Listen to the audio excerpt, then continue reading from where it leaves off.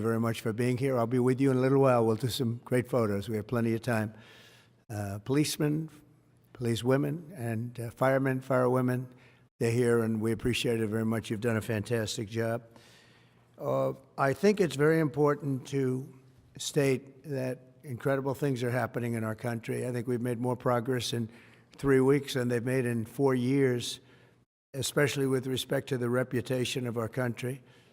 And people are respecting us again as a country and as a powerful country, and maybe a smart country, but maybe not so smart, because when you look at some of the waste, fraud, and abuse that's being uncovered by DOJ, and the people at DOJ, these are young, often young, but super brilliant people, incredible computer scientists and other things, and they're finding levels of fraud and waste and abuse like I think nobody ever thought possible.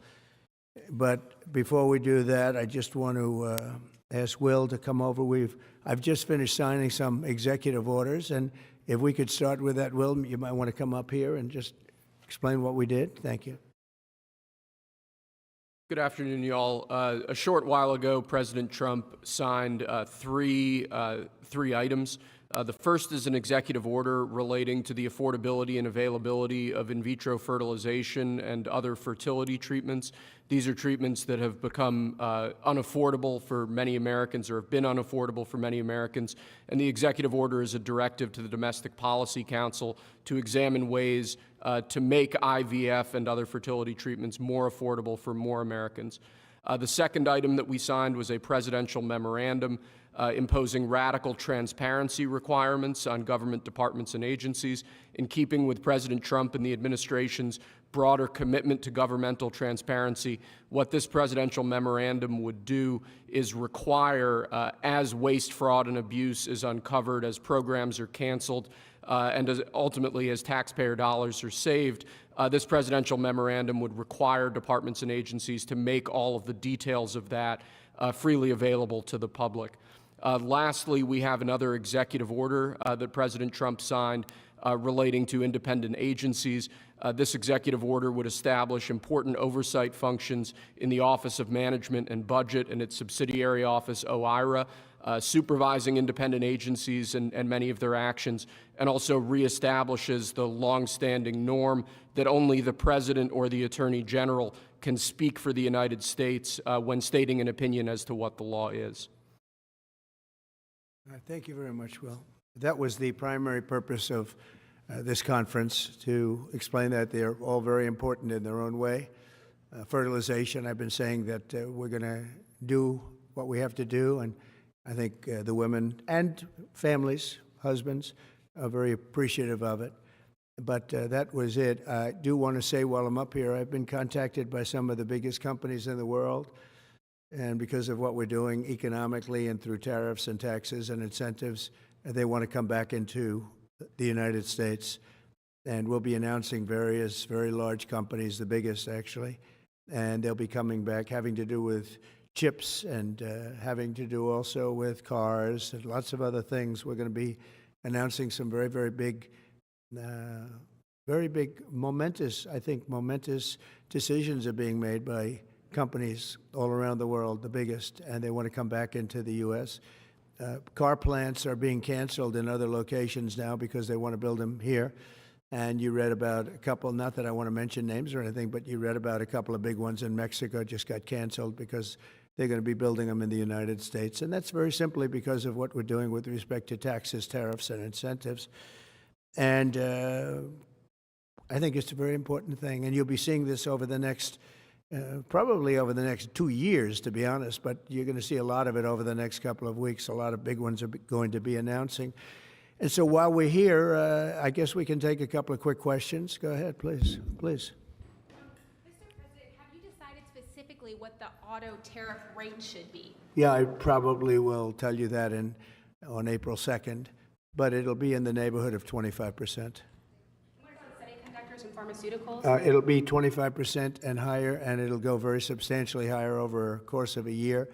But we want to give them time to come in because, as you know, when they come into the United States and they have their plant or factory here, there is no tariff. So we want to give them a little bit of a chance. Yes, thank you. The EU, Andrea Shalom, the EU representative is going to be here in Washington tomorrow. He's going to be meeting with Hassett and Greer and Letnick. What can the EU do to sort of avoid the reciprocal tariffs that you've talked about? And, you've talked a lot about the VAT. Do you expect them to reduce that?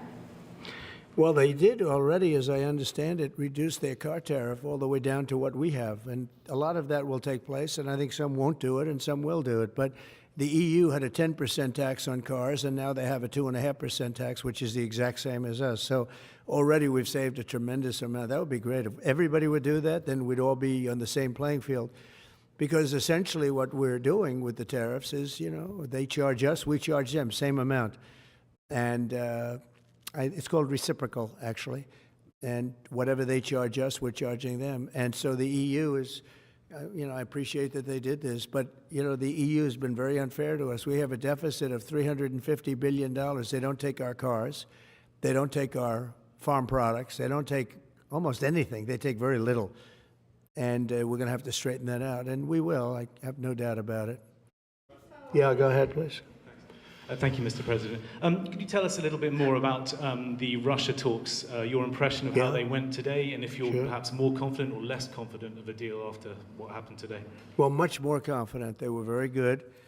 Russia wants to do something. They want to stop the savage barbarianism. I mean, what's going on over there? It's soldiers are being killed by the thousands on a weekly basis. It's ridiculous. And they're not American soldiers. They're Russian soldiers, and they're Ukrainian soldiers largely, although a lot of Koreans have been killed, as you know. Quite a bit of them have been killed. They came over to fight, and a large portion have been wiped out. But we want to end it. It's a senseless war.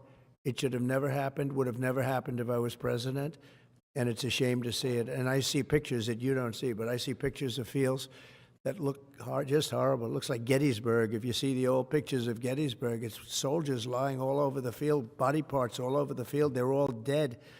And this is going on a daily basis. It's a horrible thing. Both Russia and Ukraine, they're losing thousands and thousands of soldiers, and a lot of people have been killed too. I think that's one of the things that you'll see historically, and you'll see later on as it goes along. I think people are going to be surprised at how many people, not only soldiers, have been killed in Ukraine. A lot more people than you think. Yeah, please. President Trump, as part of a peace deal with Putin, would you be willing to consider removing all American troops from Europe? Well, nobody's asked me to do that, so I don't think we'd have to do that. I wouldn't want to do that. But that question's never really come up.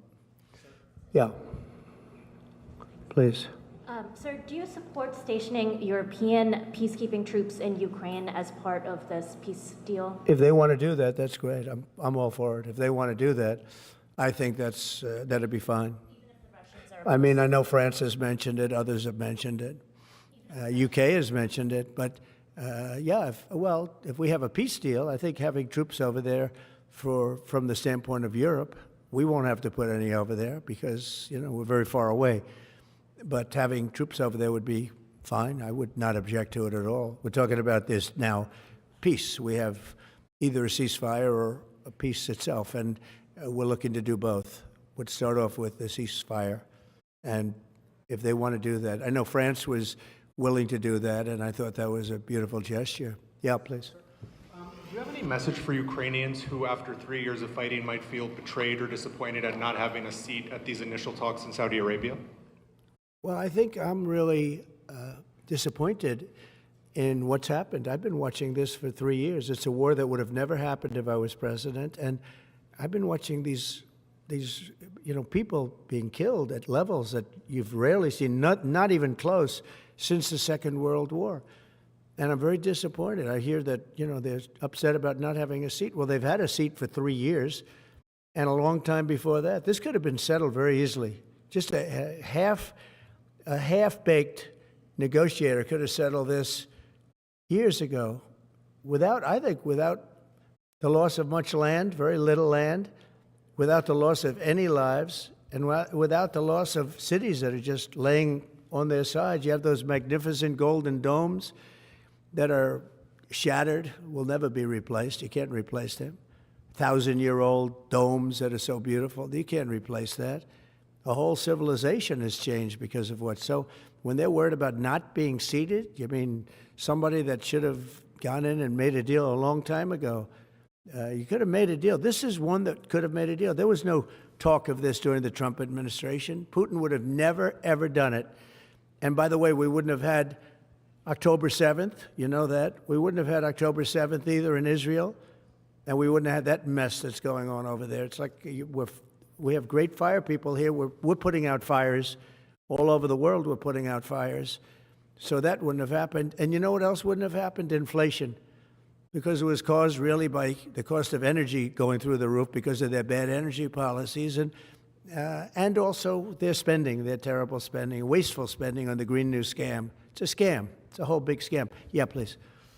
Yes, sir. I want to ask you a little closer to home. What would it take for you to reconsider the restrictions on the Associated Press?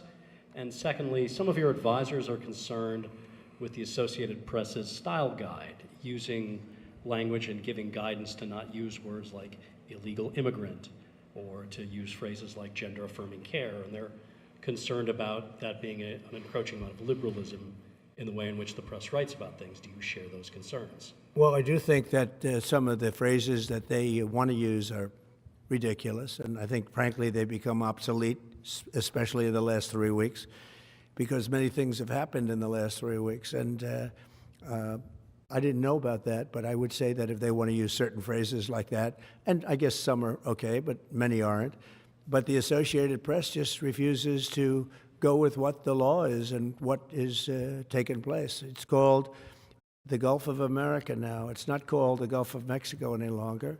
I have the right to do it, just like we have the right to do Mount McKinley, and nobody's even challenging that. But only the essentially, it's primarily the Associated Press, and I don't know what they're doing, but I just say that we're going to keep them out until such time as they agree that it's the Gulf of America. We're very proud of this country, and we want it to be the Gulf of America. Now, the Associated Press, as you know, has been very, very wrong on the election, on Trump and the treatment of Trump, and other things having to do with Trump and Republicans and conservatives. And they're doing us no favors, and I guess I'm not doing them any favors. That's the way life works. But, you know, thank you for the question. Who are you with? Very good question. Thank you. Yes. We're hearing that Russia wants to force Ukraine to hold new elections in order to sign any kind of a peace deal. Is that something that the U.S. would ever support? Well, we have a situation where we haven't had elections in Ukraine, where we have martial law, or essentially martial law in Ukraine, where the leader in Ukraine, I mean, I hate to say it, but he's down at 4% approval rating, and where a country has been blown to smithereens. You got most of the cities are laying on their sides. The buildings are collapsed. It looks like a massive demolition site. The whole, I mean, so many of the cities. I mean, they haven't done it in Kiev because I guess they don't want to shoot too many rockets in there. They've done it 20%, but they haven't done it 100%. If they wanted to do it 100%, it would probably happen very quickly. But you have cities that are absolutely decimated. And yeah, I would say that, you know, when they want a seat at the table, you could say the people have to, wouldn't the people of Ukraine have to say, like, you know, it's been a long time since we've had an election. That's not a Russia thing. That's something coming from me and coming from many other countries also. You know, Ukraine is being just wiped out. Look at what's happening to the cities. There are cities, there's not even a building standing. It's a massive, you talk about Gaza. I mean, it's literally, these cities look like Gaza. Actually, many have, percentage-wise, more buildings knocked down than in Gaza. So, you know, people are tired of it. People want to see something happen. And, you know, the other thing that it's been bothering me for a long time, because I solved the problem with NATO. They paid hundreds of billions of dollars into the funds of NATO when I said, you got to pay, because the United States was paying for European countries, and then they take advantage of us on trade. But I've seen it. Look, they have to pay. They have to find out, where is the money going to? We have I believe President Zelensky said last week that he doesn't know where half of the money is that we gave him. Well, we gave them, I believe, $350 billion, but let's say it's something less than that, but it's a lot. And we have to equalize with Europe because Europe has given us given a very much smaller percentage than that. I think Europe has given $100 billion, and we've given, let's say, 300 plus. And it's more important for them than it is for us. We have an ocean in between, and they don't. But where is all the money that's been given? Where is it going? And I've never seen an accounting of it. We give hundreds of billions of dollars. I don't see any accounting. So I want to see peace. Look, you know why because I don't want all these people killed anymore. I'm looking at people that are being killed, and they're Russian and Ukrainian people, but they're people. Doesn't matter where they're from on the whole planet. And I think I have the power to end this war. And I think it's going very well. But today I heard, we weren't invited. Well, you've been there for 3 years. You should have ended it 3 years. You should have never started it. You could have made a deal. I could have made a deal for Ukraine that would have given them almost all of the land, everything, almost all of the land, and no people would have been killed, and no city would have been demolished, and not one dome would have been knocked down. But they chose not to do it that way. And President Biden, in all fairness, he doesn't have a clue. What he was so bad for this. He was so bad, so pathetic. It's so sad. But with all of that being said, look, it is what it is. When I left, there was no chance that this could have happened. But it happened because we had incompetent leadership at many different levels. But when you see what's taken place in Ukraine with millions of people killed, including the soldiers, millions of people killed, a big percentage of their cities knocked down to the ground. I don't know how anybody even lives there. You know, when they say they took a poll and Zelensky's at 4%, who's living there? You know, I mean, it's hard to believe that people live there. Their cities are being knocked down, and this is something that would have never happened. And by the way, for 4 years, it didn't happen. It was never going to happen. Go ahead. One follow-up question. How would you counter the perception, because Russia's pushing for this, obviously, they don't really hold true elections, that would be a capitulation of some sort. How would you guard against potentially Russia installing a puppet government? And then finally, how would that new election have an impact on getting Zelensky to sign the rare earth minerals deal? Look, you have leadership, and I like him personally. He's fine. But I don't care about personally. I care about getting the job done. You have leadership now that's allowed a war to go on that should have never even happened, even without the United States. Look, we had a president who was grossly incompetent. He had no idea what he was doing. He said some very stupid things, like going in for portions and all of the things. He made a lot of bad statements, but he's grossly incompetent, and I think everyone knew that. This is something that should have never happened, would have never happened. And I used to discuss it with Putin. President Putin and I would talk about Ukraine. It was the apple of his eye, I will tell you that. But there was never a chance of him going in. And I told him, you better not go in. Don't go in. Don't go in. And he understood that. He understood it fully. But I'm only interested. I want to see if I can save maybe millions of lives. This could even end up in a World War III. I mean, to be honest with you, you've been hearing now Europe is saying, well, I think we're going to go in and we're going to go. All of a sudden, you're going to end up in World War III over something that should have never happened. And, you know, it's a very sad situation. Yeah, please. In a court filing, the White House said that Elon Musk is not a DOJ employee and has no authority to make decisions. Can you clarify for us today Well, Elon what his Musk, exact role is there? Yeah. Elon is, to me, a patriot. So, you know, you could call him an employee, you could call him a consultant, you could call him whatever you want. But he's a patriot. I mean, look at the kind of things. I just said, just write it down, just in case that question got asked, right? And which I'm surprised it took so long, actually. But you know what? Ukraine's a bigger deal because people are dying by the thousands a week, thousands.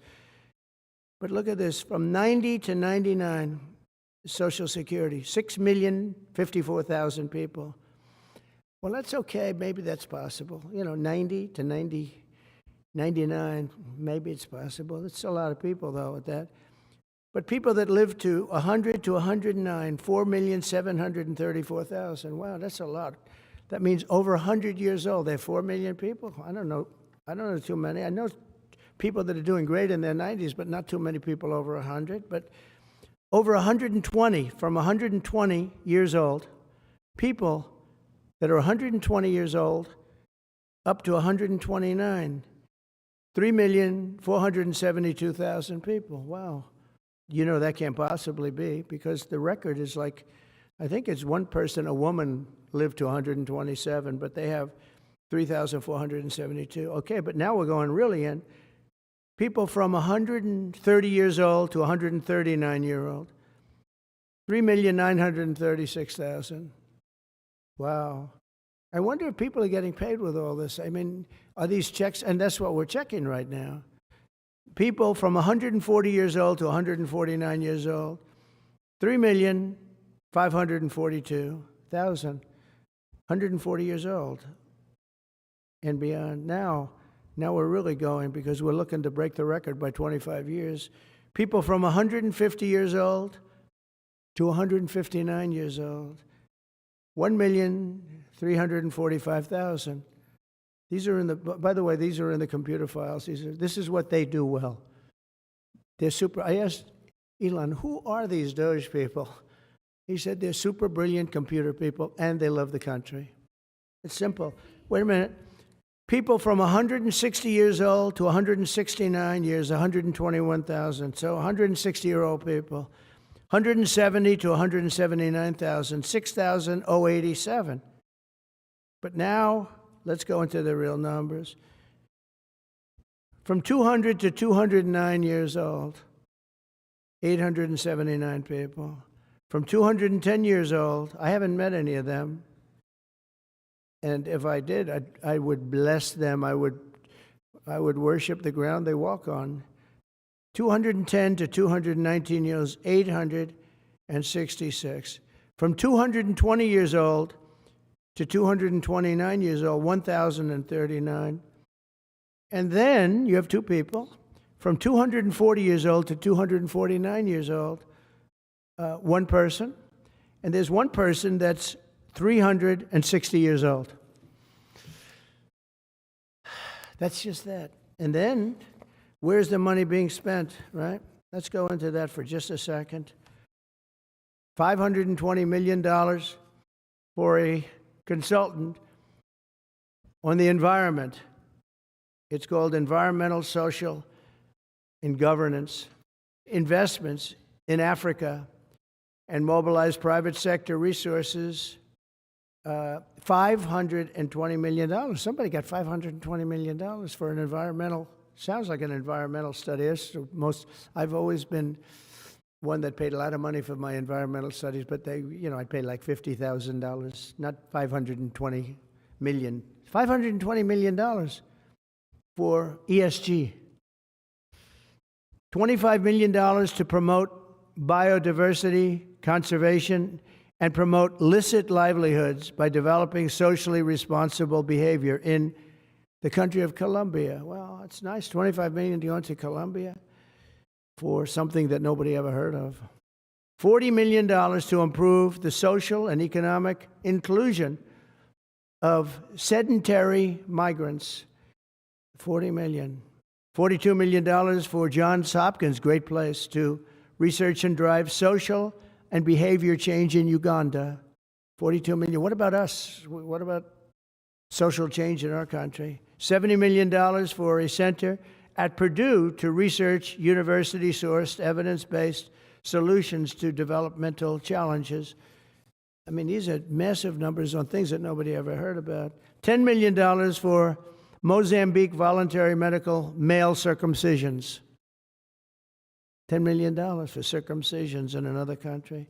$9.7 million for UC Berkeley to develop a cohort of Cambodian youth with enterprise-driven skills. In other words, let's teach them something about enterprise. What about our people?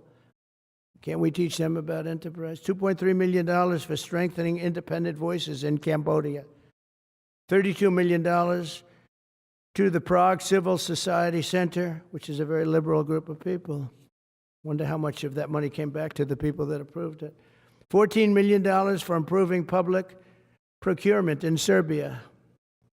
$486 million to the Consortium for elections and political process strengthening, including $22 million for inclusive and participatory political process in Moldova, and $21 million for voter turnout in India. Well, why are we giving $21 million to India? They got a lot of money. They're one of the highest taxing countries in the world in terms of us. We can hardly get in there because their tariffs are so high. I have a lot of respect for India. I have a lot of respect for the Prime Minister. He just left, as you know, 2 days ago. But we're giving $21 million for voter turnout. It's voter turnout in India. What about, like, voter turnout here? Oh, we've done that, I guess. We did $500 million, didn't we? It's called the lockboxes. $20 million for fiscal federalism in Nepal. Listen to these numbers. This is all fraud. $19 million for biodiversity conservation in Nepal. $1.5 million for voter confidence. We want to give them confidence. In Liberia, $14 million for social cohesion in Mali. $2.5 million for inclusive democracies in South Africa. $47 million for improving learning outcomes in Asia. Asia's doing very well. They're doing a lot better than we do in the schools, aren't they? $2 million to develop sustainable recycling models to increase socioeconomic cohesion among marginalized communities in Kosovo and Eskali and in Egypt.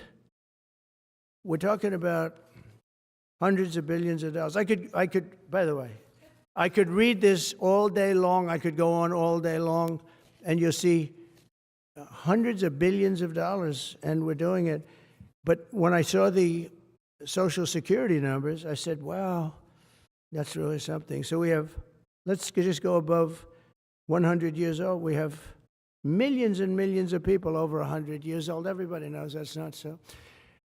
We have a very corrupt country, and it's a sad thing to say, but we're figuring it out. Now, the good thing about Social Security and what I read is if you take all of those numbers off, because they're obviously fraudulent or incompetent, but if you take all of those millions of people off Social Security, all of a sudden we have a very powerful Social Security with people that are 80 and 70 and 90, but not 200 years old. You know, so it's a very positive thing. How about over here? Yeah, please. Reaction to Michelle King, the head resigning after the Doge. Who resigned? The head of Social Security. I don't know. I mean, I resigned or got fired. I think got fired. You know, when you fire somebody, they always resign, and then they say, we resigned. But when you have numbers like that, I think really it's got fired. They have to get fired. Who would keep them? How could you have numbers like this? Now, the big thing is, how many of these people got paid? Were they getting paid? Were they getting paid? How many of them were getting paid Social Security? Because if that's the case, it's a massive fraud. We'll have to call those great Palm Beach police into this situation, right? You guys would figure that out very quickly.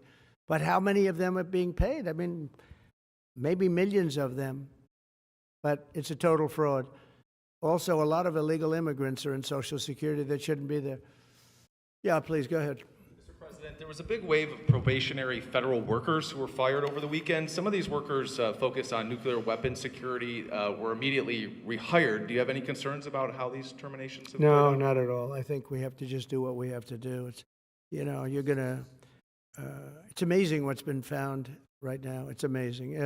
If we feel that in some cases they'll fire people and then they'll put some people back, not all of them, because a lot of people were let go. Don't forget, I got elected on the basis of making our government stronger and smaller, because we have millions of people that obviously they're paying millions of people that shouldn't be paid.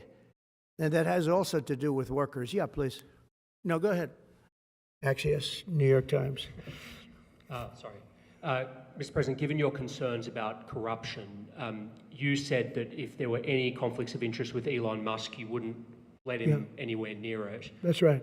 Doge and SpaceX employees are now working directly at the Federal Aviation Administration and the Defense Department, agencies that have billions of dollars in contracts with Musk's companies or that directly regulate his companies. How is that not a conflict of interest? Well, I mean, I'm just hearing about it, and if there is, and he told me before I told him, but obviously I will not let there be any conflict of interest. He's done an amazing job. They've revealed, in fact, he's going to be on tonight, a big show called Sean Hannity at 9 o'clock. And he's on and I'm on, and we talk about a lot of different things. And any conflicts, I told Elon, any conflicts, you can't have anything to do with that. So anything to do with possibly even space, we won't let Elon partake in that. Yeah, please. On immigration, sir, you said you would be sending the worst of the worst to Guantanamo Bay. What we're finding out is that there are a lot of low-risk migrants who don't have a criminal background who are also being sent. Are you thinking about this differently now? No, they're going to be brought back to their countries. And with some persuasion, every one of those countries, everyone in the, as you know, every country is taking the people back. So some of them are going to be brought back to, many of them, any of them that are low risk, as you say, are going to be brought back to their countries. Yeah, go ahead, please. Can you give us a bit of an update on where you stand with Venezuela? Yeah, It's sure. oil. There's basically a monthly license that can soon extend. Well, you know, we had Venezuela on the run, and it looked like that was going to be very good. And when Biden came in, as he always does, he screws it up. And they started buying millions and millions and millions of dollars of oil, billions of dollars actually, of oil, and it gave them a new life, a new really lease on life. But we'll see. We had some pretty good discussions with a lot of people within our government, in the United States government, that are involved in that. And Venezuela's a little bit early, but, you know, we were not buying from Venezuela when Biden came in for whatever reason. Instead of just taking the beautiful, as I call it, liquid gold, we have more than anybody. They started paying a fortune to Venezuela, and we're looking at that, actually. Why did they do that? Why were they doing that? Why would they go to the enemy and give them billions and billions of dollars? Now, with that being said, as you know, Venezuela has said very strongly they will not take any illegal immigrant, any of the people that they sent over to us. They sent their gangs, probably the worst gang anywhere in the world, as bad as MS-13, maybe worse, and they came out of the jails of Venezuela. They emptied their jails into our country, and they said, we'll never take them back. Well, they took them back, and they're taking them back, and they are taking them back rapidly. They were sending a lot of people to Venezuela. They said they wouldn't take them back, and they are taking back. But we're looking at Venezuela very seriously, and we're going to be able to, don't forget, I've only been here for 3 weeks. Yeah, please. Just a little clarity on, are you inclined to continue to allow Venezuela, through, I think, Chevron and other oil companies, to export those petroleum products, or are you Maybe inclined not. to pull back? Yeah, maybe not. We're looking at that now. I just got here. When I left, they weren't doing anything. They were ready to go. We give up. And then Biden came along and he gave them literally billions of dollars. I couldn't believe it, actually. And we have so much under our feet, liquid gold. We have so much, and it was pretty amazing. So we're looking at that whole situation, why he did it. All right, how about one more? Yeah, please. What can you tell us about the CIA drone flights over Mexico? Is this the next step in the war against the cartels? Well, we're going to see. Should they have authority to take lethal action? Mexico's allowed a tremendous number of people to go through their country into ours, and even people coming from Mexico, and illegals, totally illegal. They've allowed people to empty jails into Mexico and then let them come through with this totally ridiculous open border policy of the Biden administration. So millions of people have come in, and hundreds of thousands, and actually millions, are criminals. They came in from jails all over the world. They'd release them into Mexico, and they come into our country. And they also came in from Canada, by the way, large numbers through Canada. In fact, when we closed up the one border, they came in through the other border. So Canada is not an uninterested party. But I will say this. We're dealing with Mexico. I have a very good relationship with Mexico, but I think Mexico is largely run by the cartels, and that's a sad thing to say. And if they wanted help with that, we'd give them help. But Mexico, if you look at what's gone on with Mexico for years now, but now especially, it's run by the cartels. And they've allowed millions of people to come into our country from jails and prisons of other countries from all over the world, not just South America. Africa, Asia, all over, a lot from the Congo in Africa, a lot. They opened their jails, they came in through Mexico, and we have some of the worst criminals coming in from the Congo and other places. So it's not just South America, and it's not just Venezuela, but they opened their jails. And you know the crime rates in Venezuela and other places all over the world has gone way down. You know why? Because they've given us their prisoners, they've given us their drug lords and their gang members, and it's hard to believe that we accepted this. It's hard to believe that we allowed open borders, and we're taking in, you know, hundreds of thousands and millions of people coming in from all over the world that are absolute stone-cold criminals. In fact, 11,088 murderers, and many of those people have murdered more than one person. Why are they giving us these people, and why are we taking these people under Biden? You know, you had a border czar that never went to the border. Happened to be a vice president, never went to the border, never called the border people. I call them all the time. I speak to them all the time. But here's the good news. We have the most secure border we've ever had right now. As secure and even more secure than I had it 4 years ago. And the Border Patrol is doing incredible. ICE is doing incredible. Tom Homan's unbelievable, and Kristi Noem has been just working very, very hard, very, very hard. And we have the best numbers we've ever had, and we're going to keep it that way. And we're going to find out how a thing like this could have happened to our country, because who would allow this to happen? What they've done to our country is so sad. Thank you very much. Thank you.